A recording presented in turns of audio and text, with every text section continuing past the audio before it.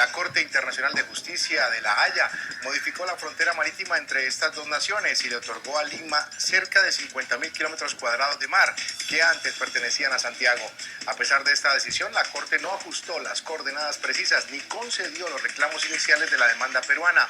Ahora la frontera sigue su línea paralela por el hito 1, pero solo hasta las 80 millas náuticas y no hasta las 200 como venía funcionando. El debate, el gobierno chileno, aunque anunció que acatará el fallo, discrepó con la extensión de la línea fronteriza. Por esta razón, varios expertos consideran necesario que el presidente Sebastián Piñera tome medidas para que la orden no se ponga en marcha. Varios expertos consideran necesario que el presidente Sebastián Piñera tome medidas para que la orden no se ponga en marcha. Sin embargo, expertos aseguran que la determinación fue justa para ambas partes, que aunque no obtuvieron todo lo que exigían, sí recibieron una solución salomónica que, aunque disgusta a muchos, calma los ánimos de otros. Y nuestro lente también se enfoca en Honduras. Los hechos. Juan Orlando Hernández se posicionó como nuevo presidente de la nación centroamericana. El mandatario aseguró que comenzará de inmediato a trabajar para acabar con la violencia, el narcotráfico y la pobreza. El debate. Para varios expertos, la llegada de Hernández al poder representa el continuismo de las políticas de derecha, por lo que aseguran que las promesas de Hernández era la figura que le hacía falta al país y que con su mano dura acabará definitivamente con la criminalidad que por años se ha tomado el territorio hondureño. Con estos dos temas de debate comenzamos Zoom a la noticia. Bienvenidos y bienvenidas. La Corte Internacional de Justicia de La Haya puso fin a la disputa marítima entre Lima y Santiago luego de concederle a Perú una parte del mar chileno que por años fue centro de discordia entre ambas naciones. La Corte Internacional de Justicia puso fin a la disputa marítima entre Lima y Santiago al concederle a Perú una parte del mar chileno que por años fue centro de discordia entre las dos naciones. La CIJ consideró que el argumento chileno que tomaba los acuerdos pesqueros de 1952 y 1954 para definir los límites fronterizos era inválido. Por esta razón, el máximo órgano judicial de las Naciones Unidas decidió por mayoría que el punto de partida de la delimitación marítima se mantuviese en el llamado hito 1, y a partir de ese punto, la frontera mantiene la línea marcada por el paralelo 18, que hasta ahora servía de división marítima entre los dos países. Esta determinación le negó las pretensiones al gobierno peruano, que pedía ubicar el punto de inicio en la zona de Concordia, donde coincide la frontera terrestre entre Perú y Chile. Sin embargo, Perú no perdió. La Corte determinó que esa línea fronteriza no se prolongaría hasta más de las 200 millas náuticas, sino hasta las 80. Desde allí, la frontera en el mar adquirirá una línea equidistante en dirección oeste-sur, casi una línea recta, hasta llegar a la altura de las 200 millas, medida desde la costa chilena. La Corte ratificó el derecho de Perú de ejercer la soberanía sobre las 200 millas náuticas desde sus playas. Se declara que más allá del punto del límite marítimo o de su fin, Perú tiene el derecho de ejercer derechos soberanos sobre el área marítima hasta las 200 millas náuticas desde su costa. Antes de la conclusión de la CIJ, ambos países se comprometieron a acatar el fallo. Por ahora, la Corte Internacional de Justicia solo modificó la frontera marítima entre Chile y Perú y no ajustó las coordenadas precisas para la delimitación exacta. Sin embargo, dio puntos de referencia para que los gobiernos, en razón de la buena fe, llegaran a un acuerdo que los beneficie. La disputa por la frontera marítima entre Chile y Perú era el último capítulo de la Guerra del Pacífico que se libró entre 1879 y 1883 entre Chile, Bolivia y Perú, y en la cual Lima perdió parte de su territorio. Un siglo más tarde, durante el gobierno de Alan García, la nación peruana interpuso una demanda ante la Corte Internacional de Justicia con sede en La Haya, a la que pidió que se delimitara su frontera marítima en el Océano Pacífico.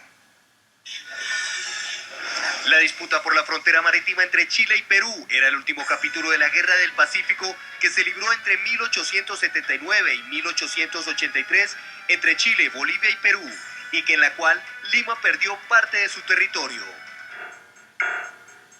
1947. Desde este año se remonta el conflicto, cuando Lima proclamó la soberanía de sus 200 millas en el Océano Pacífico con el objetivo de conservar y utilizar los recursos naturales del mar. Y aunque Perú proclamó su autoridad sobre el territorio, nunca estableció los límites entre ambas naciones. 1982. En este momento se celebró la tercera conferencia de la ONU sobre el derecho al mar, donde el presidente de la delegación peruana presentó oficialmente la posición de su nación sobre la delimitación marítima entre estados. 2000. Para este año se produjo un intercambio de notas diplomáticas entre ambos países. Incluso Perú propuso formalmente el inicio de las negociaciones para lograr un acuerdo sobre los más de 37.000 kilómetros cuadrados de mar que estaban en disputa por las dos naciones, pero la petición formal de Perú fue rechazada por el gobierno chileno. 2005. Para este momento la situación se agravó cuando el Congreso de Chile aprobó una ley para crear la región de Arica y Paranicota. El proyecto fijaba como límite la nueva región por el noreste del paralelo del hito número 1 en el mar chileno, es decir, que desconocía territorio que separaba el primer hito con el océano y que corresponde a territorio peruano. 2008. Bajo el segundo gobierno del presidente Alan García, Perú impuso una demanda y dejó en manos de la Corte Internacional de Justicia, con sede en La Haya, la decisión de sus límites marítimos.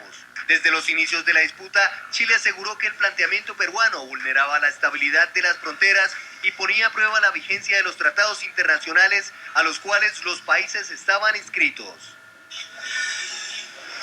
Y para debatir este tema voy a saludar desde nuestros estudios NTN 24 en Nueva York a Robert Valencia. Él es periodista, analista además del World Policy Institute y colaborador de Global Voice America. Y desde Lima, Perú, está con nosotros el congresista Carlos Tubino, presidente de la Liga de Amistad Parlamentaria Perú-Chile, integrante además de la Comisión de Relaciones Exteriores. A los dos, gracias por acompañarnos, bienvenidos. Quiero comenzar el diálogo con el señor Tubino. Con las buenas noches y cómo reciben. Lo habíamos hablado quizás en otros espacios informativos de NTN 24 en días pasados y le quiero preguntar cómo recibieron, cómo fue el día de hoy después de que se conoció la sentencia de La Haya. Bienvenido. Sí, muy buenas noches y la verdad que contentos los peruanos porque hoy se ha recuperado para la soberanía nacional un área marítima que no la teníamos bajo nuestra jurisdicción, y una área marítima considerable. Estamos hablando de aproximadamente 40.000 kilómetros cuadrados que pasarían o pasan a la soberanía nacional de acuerdo a la sentencia de La Haya. Quiero saludar a Robert Valencia, también integrarlo a este debate. Robert, desde nuestros estudios NTN 24 en Nueva York, yo le quiero transmitir a usted y compartir también con los televidentes una de las frases que ha dicho Michelle Bachelet, la presidenta electa de los chilenos, después del fallo. Y quiero preguntarle si usted está de acuerdo con lo que ha dicho Bachelet. Bachelet dice que la decisión de La Haya parte un antes y un después, la relación de Chile y Perú. ¿Por qué un antes y un después? ¿Qué puede pasar cuando Bachelet asuma el poder en Chile teniendo en cuenta esta decisión del día de hoy en La Haya? Bienvenido, Robert. Muchísimas gracias por la invitación y un saludo cordial a la teleaudiencia de Estados Unidos, Latinoamérica y el Caribe. Cuando la presidenta Bachelet menciona que va a haber un antes y un después es porque este litigio se ha venido discutiendo y se ha venido discutiendo y disputando, por decirlo de una forma, por muchas décadas. Y además hay que ver el historial de Chile, que ha tenido errores. ¿Perdón? Hay que ver también que... lo que estaba comentando era que marca un antes y un después es precisamente por el historial que tiene esta disputa y por la rivalidad que ha existido entre Chile y Perú económicamente hablando. En este caso de las Cortes, pues aunque fue una decisión salomónica, ha habido un cierto pesimismo por parte de los chilenos y expresado tanto por el actual presidente, el presidente Piñera, y por la presidenta entrante que es Michelle Bachelet. Pero también hay que ver el contexto histórico, porque no solamente Chile tiene disputas con Perú, sino también con Bolivia. Así que también podríamos interpretarlo como que puede marcarse un antes y un después en cuanto a los litigios y la demarcación limítrofe, en este caso de la limitación marítima entre Chile y Perú, además porque también le puede traer algún tipo de perjuicio a los pescadores chilenos, que es lo que han venido reclamando específicamente en la ciudad de Arica, en Chile, perdón. Sí, ahora quiero preguntarle al vicealmirante en retiro Tubino desde Lima, Perú. ¿Comparte usted la apreciación de Ollanta Humala cuando Ollanta Humala dice que él espera que Chile acate el fallo?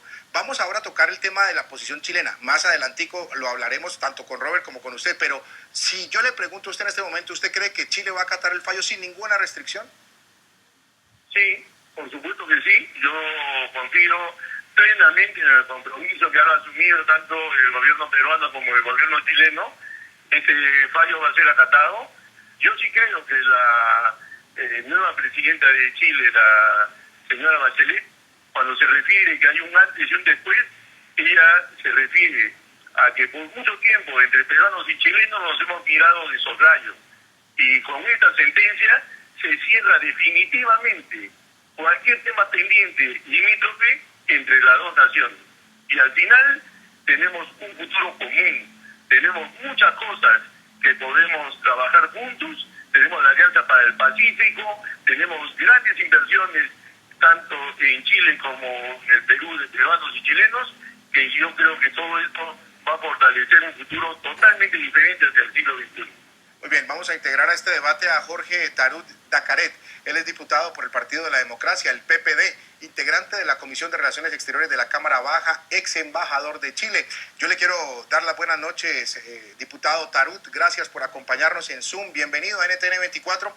Y la pregunta va sobre todo cómo ha reaccionado la gente en Chile. Estoy leyendo información que llega por las agencias internacionales de noticias que hay algunos enfrentamientos, algunas manifestaciones, especialmente en Santiago y en Arica, al norte del país. Han dejado por lo menos una persona detenida y es gente que está tratando de protestar por el fallo de La Haya. Con las buenas noches, bienvenido, diputado. ¿Qué nos puede usted contar? ¿Cómo ha recibido el pueblo chileno el fallo? Buenas noches, Jesús, y buenas noches a los y las telespectadoras de toda América. Bueno, la verdad es que es un fallo que ha sido recibido con decepción por la ciudadanía. Yo, en primer lugar, rechazo en la forma más categórica cualquier acto agresivo de violencia que pueda haber, ¿no es cierto?, sobre todo en contra de la comunidad peruana residente en Chile. Ellos no tienen ninguna responsabilidad en esta situación, son gente de trabajo, trabajadores que han buscado mejores horizontes. Por lo tanto, si han habido algún incidente, yo lo rechazo en la forma más categórica. Aquí se trata de un tema estrictamente jurídico y político y por lo tanto no podemos salirnos de ese espectro. Ahora, con respecto al fallo, la verdad es que, bueno, Chile ha perdido 22.000 kilómetros cuadrados de zona económica exclusiva de nuestro mar. Y ese es un hecho de la causa. Creo que la Corte, al fijar, ¿no es cierto?, en la milla 80, una bisectriz, lo ha hecho no conforme a derecho, lo ha hecho de una forma bastante salomónica, para decir, bueno, le reconocemos a Chile que había el límite, pero no hasta la milla 200, por lo tanto, le damos este pedazo al Perú. Yo creo que es un muy mal precedente el que ha hecho la Corte Internacional de Justicia de La Haya, porque eso significa que cualquier país que quiera mejorar su posición con su vecino, es cosa que vaya a La Haya y en consecuencia algo va a obtener. Así que a mí me parece un muy mal precedente el que ha fijado la Corte en el día de hoy.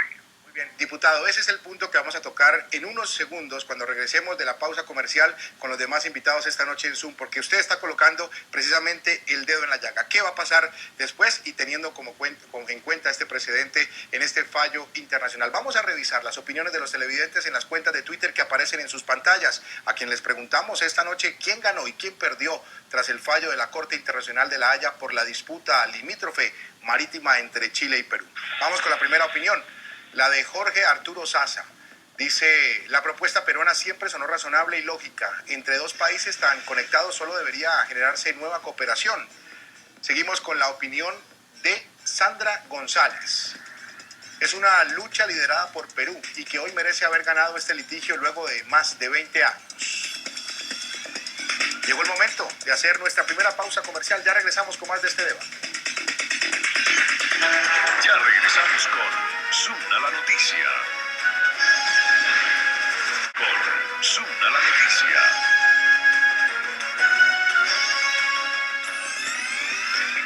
Continuamos en Zoom. El presidente peruano Ollanta Humala aseguró que tras conocerse el fallo, su país hoy puede reclamar o proclamar la victoria de la paz para el pueblo peruano. Quiero destacar en particular el trabajo del equipo jurídico y diplomático que defendió los intereses nacionales con dedicación, profesionalismo y patriotismo. Hoy podemos proclamar la victoria de la paz, que es la victoria de todos, que es la victoria del pueblo peruano. ¡Viva el Perú! Y por su parte, el mandatario chileno Sebastián Piñera lamentó la sentencia de la CIJ. Sin embargo, Piñera aseguró que este es un fallo que hay que cumplir, aunque dijo que lo harán de manera gradual. Sin duda, esta sesión constituye una lamentable pérdida para nuestro país. Dada la naturaleza y el contenido de ese fallo, su implementación deberá ser gradual y requerirá de acuerdos entre las partes. Quiero asegurar a mis compatriotas que en la implementación de este fallo, este presidente, y estoy seguro lo mismo hará la presidenta electa, tomaremos todas las acciones y medidas necesarias.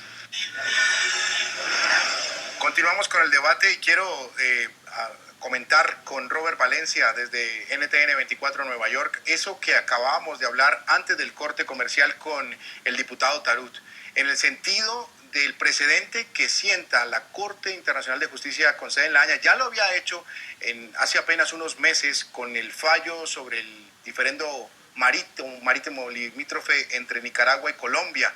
Ahora lo hace con Perú-Chile. ¿Qué puede pasar? Tal como lo dice el diputado Tarut, los vecinos que se sientan afectados por sus límites, bien sea marítimos o territoriales, van a acudir ante esta instancia y tratar de ganar en estos pleitos y ganar terreno, obviamente, o por porciones de mar en este caso. Bueno, sí, es que aquí hay que ver el contexto dentro del marco legal internacional, donde todavía existe una duda, o todavía existe una inquietud en la forma en la que se cataloga lo que se llama la plataforma continental y si va más allá de las 200 millas náuticas, que eso fue precisamente lo que reclamó Perú y que le otorgó las 80 millas que disputó durante el litigio en La Haya.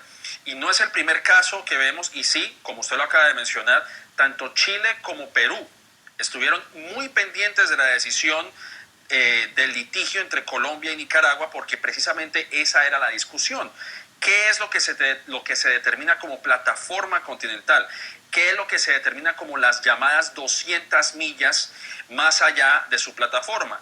Y lo hemos visto también en casos muy claros, como por ejemplo en Japón y China, sobre las islas Haiku, creo que es el nombre, si mal no estoy, que también están en el Pacífico, y lo mismo ha ocurrido con ciertos atolones entre China, Filipinas, Malasia, Indonesia, que se ha convertido en un problema y una piedra en el zapato para el gobierno chino, porque sus vecinos se han quejado de que ha usado su superioridad militar para hacerse a estas 200 millas y a las islas que se depositan sobre esto. Así que esto va a seguir siendo usado como una herramienta para extender más allá sus intereses económicos, porque obviamente estamos hablando de que Perú es uno de los países pesqueros por tradición en el mundo, y pues es una zona bastante codiciada, sin mencionar si lleguen a haber algún tipo de yacimientos petrolíferos, claro, que pues no se ha comprobado, pero pues siempre cabe esa posibilidad. Diputado Tubino, en Lima, Perú, ¿usted cree que esto va a sentar un precedente y van a seguir presentándose estos litigios entre países vecinos o entre quizás países no tan vecinos ligados directamente, pero que pretenden ganar alguna porción territorial, bien sea mar o tierra? ¿Por qué no? Mira, yo ante todo, bueno, un saludo al diputado Tarut. Nos conocimos en Chile Y decir también lo siguiente, acá hemos ganado ambos pueblos, porque estamos construyendo la paz permanente. Eso, la verdad, es lo que ha ganado hoy día tanto el pueblo peruano como el pueblo chileno. Eso es importantísimo. Y por otro lado, la sentencia es una sentencia hecha a derecho, que le ha dado el máximo tribunal de justicia del mundo.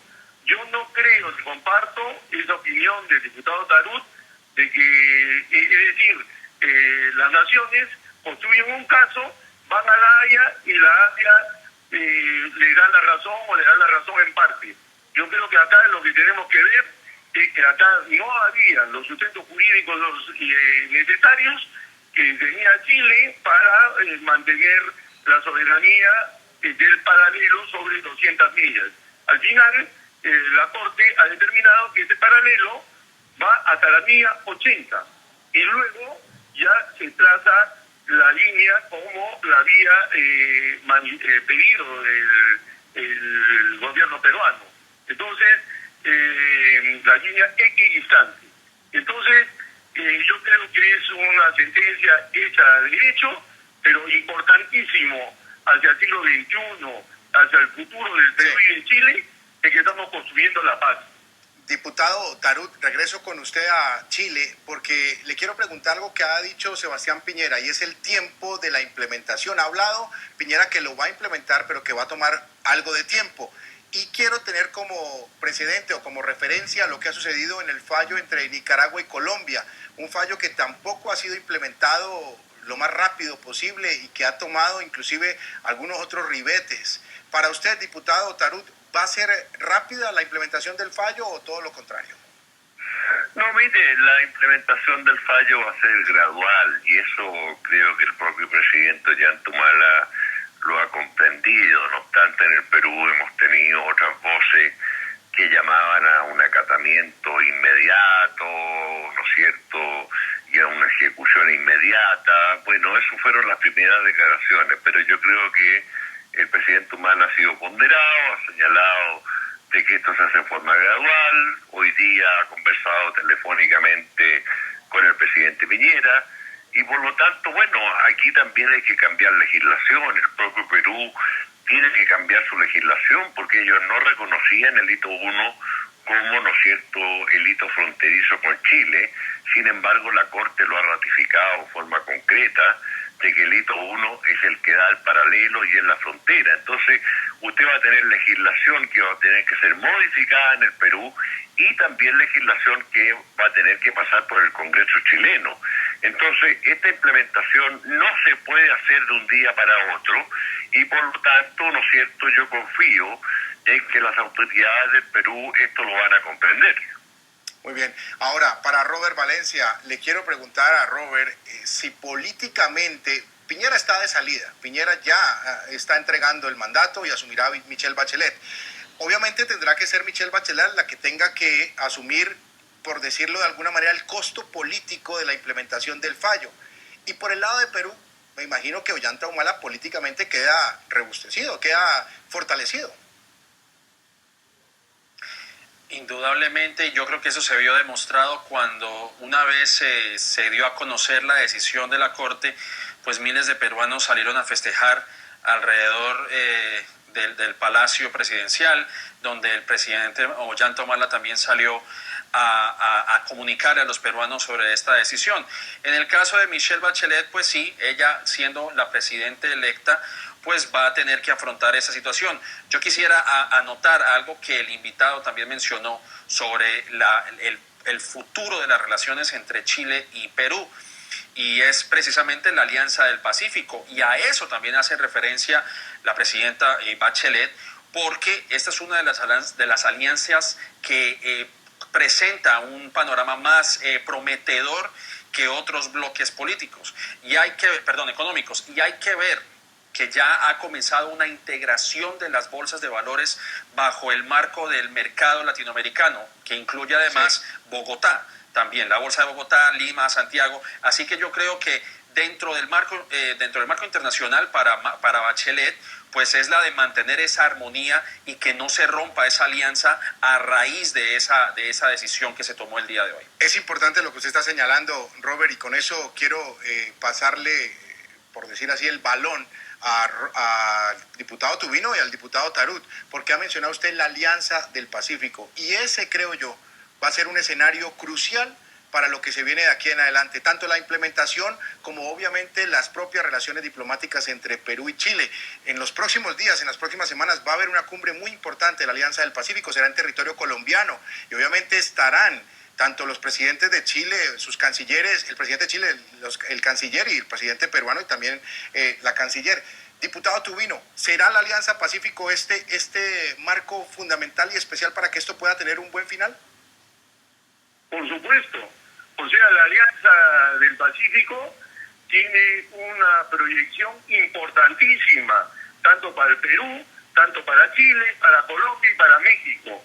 Creo que es una oportunidad hacia el futuro que va a consolidar nuestras relaciones económicas y, por qué no decirlo, cerrar también, ayudar a cerrar este tipo de situaciones que puedan generar algún tipo de discrepancia y encono. Entonces, esto dejarlo de lado y, sobre todo, ver lo que ha sido y lo que es la relación económica que tiene hoy día el Perú con Chile, que la verdad que es un ejemplo, ha crecido geométricamente en los últimos años, las inversiones de ambos países ya suman más de 20.000 millones de dólares, no es poca cosa. Yo creo que de eso debemos estar contentos, que estamos construyendo la paz definitiva, permanente, la amistad permanente entre ambas naciones. Diputado Tarut, para finalizar con usted y el tema de la Alianza del Pacífico, lo importante que puede ser este foro económico para las dos naciones hoy en disputa.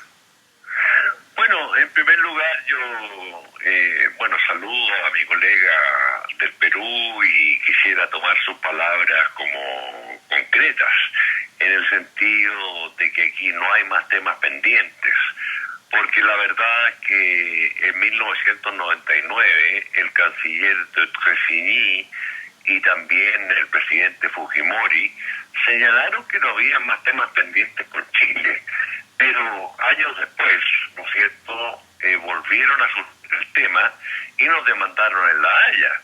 En consecuencia, sería muy positivo si el Perú estuviese dispuesto a firmar un tratado con Chile señalando expresamente que no hay más temas pendientes.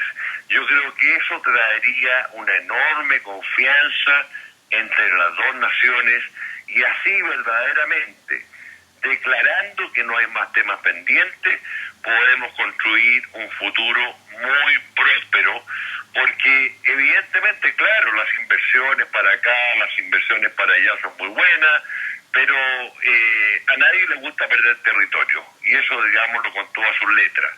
Entonces yo propongo, y ojalá mi colega peruano podría plantearlo al gobierno, al presidente Ollantumala, de que firmemos un tratado de que no hay más temas pendientes limítrofes entre Chile y Perú. Diputado Tarut, ya para finalizar, y creo que usted acaba de poner la noticia en este momento, y quiero preguntarle al diputado Tubino si aceptaría esta propuesta o si él estaría al frente de liderar esta propuesta en territorio peruano, lo que acaba de proponer aquí el diputado Tarut, y con esto finalizamos el debate. Diputado Tubino, adelante.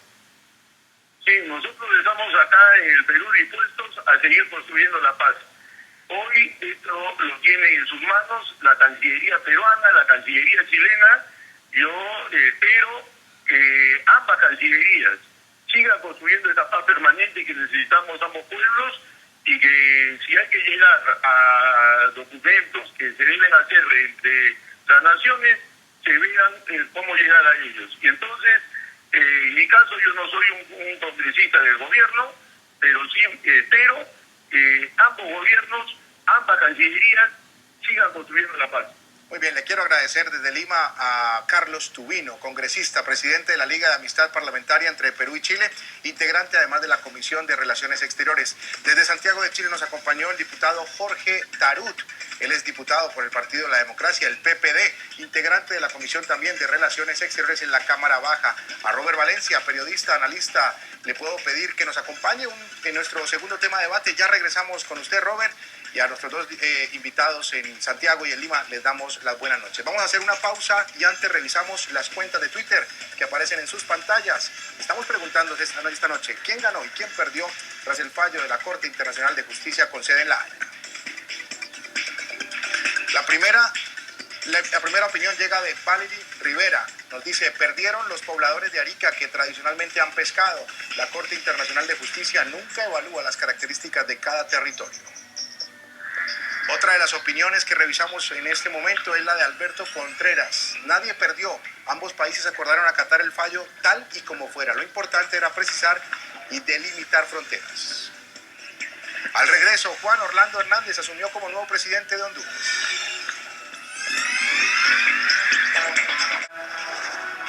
Continuamos con Zoom a la noticia.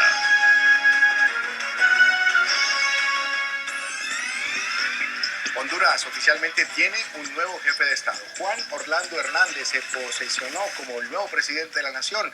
Ante jefes de Estado y representantes de 75 países, Hernández prometió luchar contra la violencia y la pobreza y agregó que desde ya empezará una nueva época para la nación. Juan Orlando Hernández es oficialmente el nuevo presidente de Honduras. La patria rinde su saludo a su nuevo mandatario. Un reconocimiento especial al noble y grandioso pueblo hondureño por su confianza y su fe en la democracia. Con la presencia de miles de personas y ante delegaciones de 75 países, Hernández juramentó su compromiso con el pueblo hondureño. Yo, Juan Orlando Hernández, voy a hacer lo que tenga que hacer para recuperar la paz y la tranquilidad de mi pueblo. En su discurso en el Estadio Nacional de Tegucigalpa, el nuevo mandatario prometió que luchará contra la violencia y pondrá mano dura a los delincuentes. En los próximos meses se reducirán más los homicidios y los actos de violencia. Igualmente bajará la incidencia de la extorsión y del tristemente famoso impuesto de guerra. A los delincuentes se les acabó la fiesta. ¿Y quién dijo miedo? Además, Hernández anunció que solicitará asesoramiento a la Unión Europea y Estados Unidos para reforzar las políticas de seguridad en el país centroamericano. Comenzaremos de inmediato las más amplias consultas y solicitaremos asesoramiento de la Unión Europea, de Estados Unidos, de otras naciones amigas, para articular nuestra política integral de seguridad. El tema del narcotráfico también formó parte del discurso del nuevo mandatario, quien manifestó que es el principal culpable de los homicidios en su país. 7 de cada 10 homicidios, es decir, 70 de cada 10 homicidios están vinculados con la droga. Quiere decir que si no existiera el problema de la droga en Honduras, no estaríamos entre los países más violentos del mundo. Vamos a debatir este tema y voy a saludar desde Tegucigalpa, Honduras, a Wilmar Vázquez, integrante de la Junta Directiva del Grupo Sociedad Civil, además miembro de la Junta Directiva de la Alianza por la Paz y Justicia. Y en nuestros estudios NTN 24 en Nueva York continúa Robert Valencia, periodista y analista político. Con las buenas noches para el señor Wilmar Vázquez desde Tegucigalpa. Le quiero preguntar el principal reto que tiene a partir de este momento el nuevo presidente hondureño, el señor Juan Orlando Hernández. Bueno, Jesús, encantado de escucharle y le envío un saludo y un abrazo fraterno a la distancia a usted y a los cientos de miles de hombres y mujeres que ven este programa a nivel de todo Latinoamérica, el Caribe y otras partes del mundo. Agradecidos por poner hoy como prioridad en los temas la toma de posesión del nuevo presidente de la República de Honduras, Juan Orlando Hernández. Un tema que para la sociedad en general en Honduras es de mucho debate y de mucho análisis de distintos ámbitos económicos, políticos y sociales por las implicaciones que esta nueva magistratura tendría en el Estado hondureño, particularmente para las organizaciones de la sociedad civil, organizaciones defensoras de derechos humanos, quienes tenemos grandes expectativas con relación a estos nuevo gobierno y en estos 4 años que están por delante. Si le entiendo bien, tiene una agenda muy amplia. Si le entiendo bien, para usted el principal reto sería en temas de derechos humanos. Bueno, para las organizaciones el tema de derechos humanos es de trascendental importancia, convirtiéndose en un eje transversal dentro de los temas que ha tocado en su campaña Juan Orlando Hernández, como ha sido el tema de seguridad, de empleo y de una vida mejor. ¿Por qué mencionamos el tema de derechos humanos? Precisamente por las implicaciones que las violaciones han tenido en Honduras. Antes de ir con Robert en Nueva York, quiero integrar a este debate a Juan Diego Zelaya. Le quiero preguntar simplemente para usted, ¿cuál es el reto, el principal reto que tiene en este momento Juan Orlando Hernández, que arranca ya a asumir las riendas de Honduras? Pero si tú te fijas en el discurso del presidente Hernández, casi que el punto focal, lo más fuerte, fue el tema de seguridad, la lucha frontal contra la delincuencia, contra el narcotráfico, haciendo inclusive un llamado fuerte a los países del norte, especialmente Estados Unidos, para que apoyen no solo a Honduras, sino que a los países centroamericanos para una lucha completa y frontal, ya que por acá pasa el 80% de la droga que viene del sur. También se habló mucho del tema del empleo, de la solidaridad con los más pobres, una lucha frontal contra la corrupción y un gobierno basado en resultados. Pero el reto más grande, más importante y más inmediato es devolverle la paz y la tranquilidad a los hondureños. Ahora, para Robert Valencia, que nos acompaña en nuestros estudios NTN 24 en Nueva York. Robert, escuchábamos al presidente Hernández y hablando de que le va a solicitar asesoramiento a la Unión Europea, que va a involucrar a Estados Unidos en el tema de reforzar las políticas de seguridad y que va a ser uno de los principales objetivos. ¿Qué puede ayudar o cómo puede ayudar la Unión Europea y Estados Unidos en materia de seguridad para Honduras?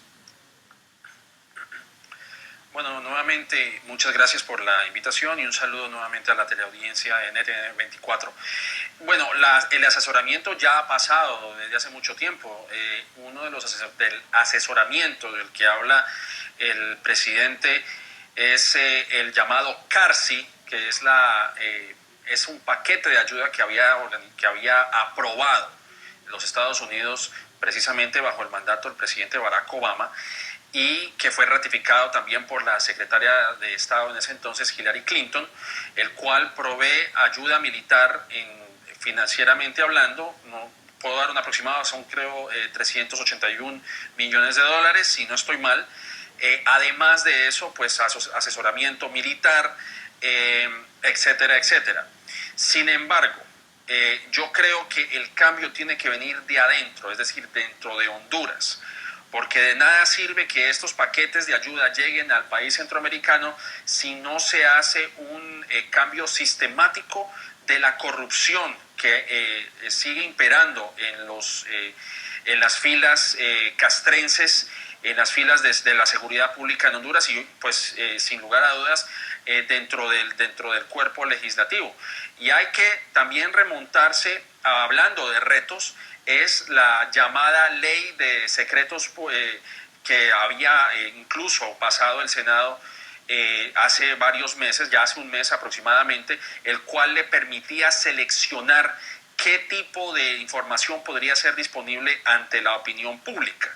Así que yo creo que eso da va una mala señal, por decirlo de una forma, porque lo primero es combatir la corrupción, y para combatir la corrupción la gente tiene derecho a saber, y de esa forma también sabremos cómo se están destinando estos paquetes de ayuda tanto de la Unión Europea como de Estados Unidos para combatir el crimen organizado. Muy bien, Juan Orlando Hernández reemplaza en el poder a Porfirio Lobo, quien le dejó algunos desafíos por enfrentar. Entre ellos están disminuir el índice de violencia, luchar contra la pobreza que afecta al 70% de la población y sacar al país de la crisis económica. Los próximos 4 años no serán nada fáciles para el nuevo presidente hondureño, Juan Orlando Hernández, quien tendrá que enfrentar grandes retos en su administración. La violencia del narcotráfico y las pandillas, una severa crisis financiera que amenaza con profundizar la pobreza y un Congreso con un importante número de opositores serán los principales desafíos del nuevo mandatario. Violencia. Honduras es considerado el país más violento del mundo. El país está azotado por una violencia criminal que a diario deja un promedio de 20 muertos. La tasa de homicidios de 2013, según la policía, fue de 75,1 por cada 100.000 habitantes, mientras que la Universidad Nacional Autónoma de Honduras la estimó en 83 sobre 100.000. Las autoridades atribuyen los homicidios a ajuste de cuentas de los narcotraficantes y a las pandillas juveniles. Déficit fiscal. Para el Foro Social de la Deuda Externa de Honduras, FOSDE, el peor problema que deja el presidente saliente Porfirio Lobo es el déficit fiscal, que oscila entre el 6 y 8%, y una deuda interna y externa superior a los 8.000 millones de dólares. Pobreza. Honduras está ubicado entre los 4 países más pobres de América Latina. Según fuentes oficiales, un 70% de los 8,5 millones de habitantes que tiene el país son pobres, donde el 40% vive en pobreza extrema. El nuevo gobierno deberá enfrentar este problema histórico y sin precedentes en la nación suramericana. Congreso.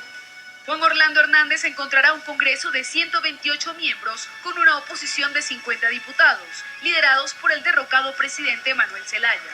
A pesar de que Hernández controlará la mayoría parlamentaria, necesitará de los opositores para sacar a flote las reformas constitucionales o nombramientos que exijan 2/3 del Congreso.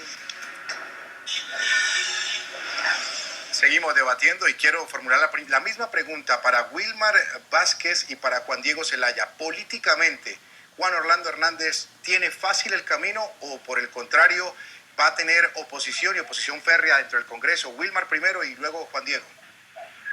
Bueno, muchísimas gracias. Yo creo que Juan Orlando Hernández va a tener una oposición muy fuerte en el Congreso Nacional. Muy bien lo planteaban ustedes. En este momento hay bancadas totalmente distribuidas en este momento y no necesariamente el Partido Nacional tiene la mayoría dentro del Congreso. Además, creemos que las decisiones o la aprobación de leyes que se han dado previo a la toma de posesión de Juan Orlando Hernández y la instalación del nuevo Congreso, que han sido leyes que prácticamente le corresponderían haber sido aprobadas por este nuevo Congreso, va a traer un nivel de conflicto a lo interno, ya que se estaría pidiendo en el Congreso Nacional por parte de la oposición que haya una revisión de las mismas. En ese sentido, creemos que las decisiones que se han venido tomando en el transcurso de este último mes han sido decisiones que más que favorecer al pueblo hondureño, han sido decisiones que vienen a tocar el bolsillo y a empobrecer aún más a los que hoy son pobres en el país. Por lo tanto, creemos que el trabajo que va a haber dentro del Congreso Nacional y esa oposición fuerte va a ser algo que no va a ser tan fácil para el presidente electo y por lo tanto se tiene que llegar a niveles de consenso entre los distintos sectores. Es importante la participación de los distintos sectores organizados en el país, la participación y buscar los consensos de los distintos partidos políticos, la oposición que hay dentro del Congreso Nacional para tomar decisiones que sean equitativas, que sean equilibradas y que sobre todo respondan a las demandas del pueblo hondureño. Muy bien, la misma pregunta para Juan Diego. Adelante, lo escuchamos. Gracias, Jesús, y un saludo a Wilmer. Mira, hay muchas leyes que pudimos aprobar en la legislatura anterior cuando Juan Orlando fue presidente del Congreso Nacional que nos van a ayudar mucho. Gracias a Dios se aprobaron antes y no tenemos que someterlas a este Congreso que sí está muchísimo más disperso. Por ejemplo, la ley de extradición, la ley de depuración policial, que son iniciativas que ya están en marcha, que vienen a tratar de limpiar a lo interno la Fuerza de Seguridad Pública, las Fuerzas Armadas y todo lo que tenga que ver con la lucha contra el crimen organizado. Eso es parte de los esfuerzos que estamos haciendo al interno, pero también necesitamos apoyo de otros países a lo externo para que sea una tarea completa. Sin duda alguna el Congreso actual está muchísimo más balanceado que en el pasado, pero aquí no se trata de estar viviendo un conflicto permanente, sino que se trata de hacer un pacto por Honduras. Como bien lo mencionaba Wilmer, hay que tomar en cuenta todos los sectores, todos los gremios, las iglesias, todos lo que son los sectores de ciudadanía. Y Juan Orlando Hernández lo que ha promovido es un pacto por Honduras, un pacto con todos los sectores para que tengamos una agenda única, que más allá de las diferencias que nos puedan separar, nos enfoquemos en resolver los problemas que nos unen. Robert Valencia. Honduras. Robert Valencia. Sectores aquí en la sociedad, algunos partidos que están apostando un poco a la inestabilidad y a la ingobernabilidad. Sí. Muy bien, voy con Robert Valencia antes del corte comercial porque es muy interesante lo que acabamos de escuchar, tanto de Juan Diego como de Wilmer. Al parecer no estaría tan marcado ese oficialismo y oposición y al contrario, al parecer sí se podría encontrar ese llamado pacto por Honduras y salir adelante con las iniciativas políticas. Hay que esperar. Yo creo que todavía está muy fresco en la memoria de los candidatos, perdón, de los hondureños que votaron por la candidata opositora, porque todavía existe un tipo de rencilla entre el partido perdedor y este partido, el Partido Nacional, quien fue el que ganó, porque incluso se había llamado a que se anulara la elección del actual presidente. Así que yo creo que eso todavía está en veremos si llega a haber algún tipo de conciliación, que espero realmente que lo haya, porque lo necesita Honduras. En la introducción, de esta emisión, el mismo presidente Orlando decía que iba a combatir la corrupción y que iba a combatir la pobreza y tratar de mejorar la situación de los hondureños. Sin embargo, el partidismo pues va a crear un tipo de barrera para lograr estos objetivos. Así que yo creo, incluso quisiera mencionar, además de que la OEA llamó a Honduras a que se conciliaran y que respaldaran al presidente quien tomó posesión el día de hoy. Así que va a ser muy importante que se elimine cualquier tipo de partidismo y que ambos partidos trabajen juntos para el verdadero bienestar de Honduras. Sí, señor. Vamos a revisar las opiniones de los televidentes en las cuentas de Twitter que aparecen en sus pantallas. Hoy les estamos preguntando en este segmento de Zoom, ¿qué le espera a Honduras con el nuevo presidente Juan Orlando Hernández? La primera respuesta llega de Mayrin Pérez. Es necesario que Juan Orlando Hernández sea el cambio que necesita Honduras. El país no da más con tanta violencia e inseguridad. Otra de las opiniones es la de César Barrios. Dice: Honduras es un país que necesita de medidas urgentes para mitigar los índices de déficit económico y social, esperar y ver resultados. Y una opinión más, la de Daisy Parra. Aún no se puede decir nada, es algo apresurado. Además, en 4 años de mandato pueden pasar y cambiar muchas cosas, sea para bien o para mal. Hacemos otra pausa comercial, ya regresamos con las conclusiones de este debate. Ya regresamos con Zoom a la noticia.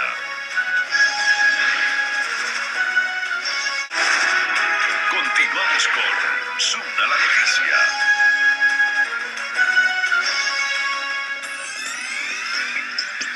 Estamos terminando ya, estamos en la recta final de Zoom esta noche y me quedan muy pocos minutos. Quiero aprovechar una respuesta de cada uno de los invitados en este segmento de análisis y debate. Quiero comenzar con Wilmer Vázquez. Le quiero preguntar porque me llama la atención. Dentro de los muchos temas que ha tocado Juan Orlando Hernández en el día de hoy, en su acto de posesión, ha hablado del narcotráfico, lo hemos mencionado a lo largo del programa y ha culpado a que los índices de homicidio y de violencia en el país se deben en gran parte al narcotráfico. ¿Qué posición debe adoptar el nuevo presidente de los hondureños frente al narcotráfico? Muy brevemente para poder escuchar a los demás invitados. Wilmer, por favor.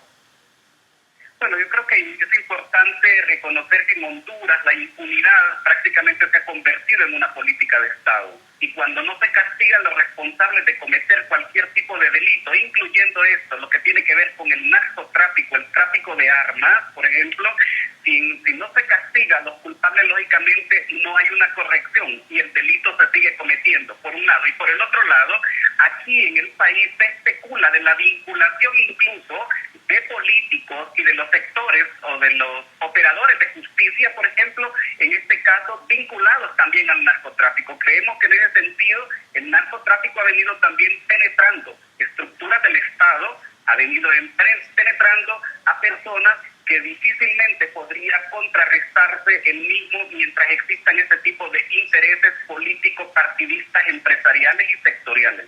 Juan Diego, su opinión sobre esta relación denunciada por el presidente hondureño de narcotráfico y homicidios en el país. Juan Diego, mientras que recobramos la comunicación con Juan Diego, le quiero preguntar a Robert Valencia lo mismo, esa relación que está señalando Juan Orlando Hernández entre el narcotráfico y los homicidios en el país. Adelante, Robert.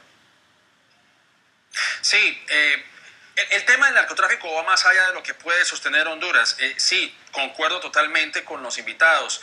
El narcotráfico ha penetrado los hilos más profundos de la sociedad hondureña, lamentablemente. Y esto también se ha visto reflejado en la forma, no solamente en que se opera, cómo opera el sector de la seguridad y todo lo que tiene que ver con el orden público.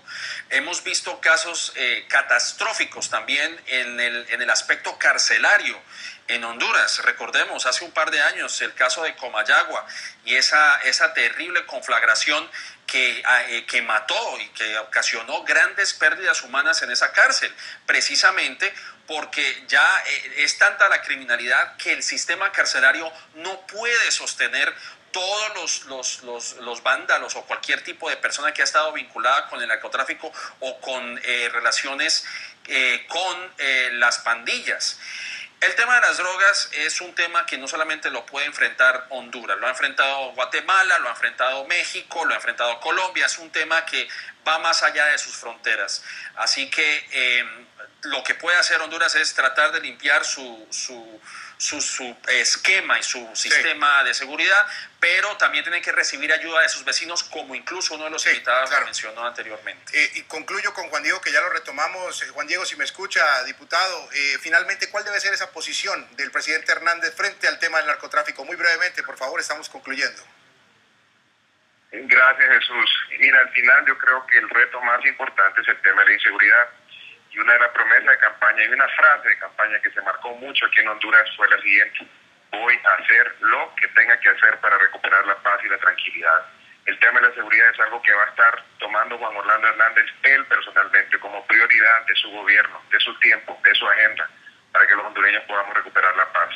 Hay muchos retos, hay muchos problemas, pero a los problemas no hay que robarles la cara, hay que enfrentarlos y resolverlos.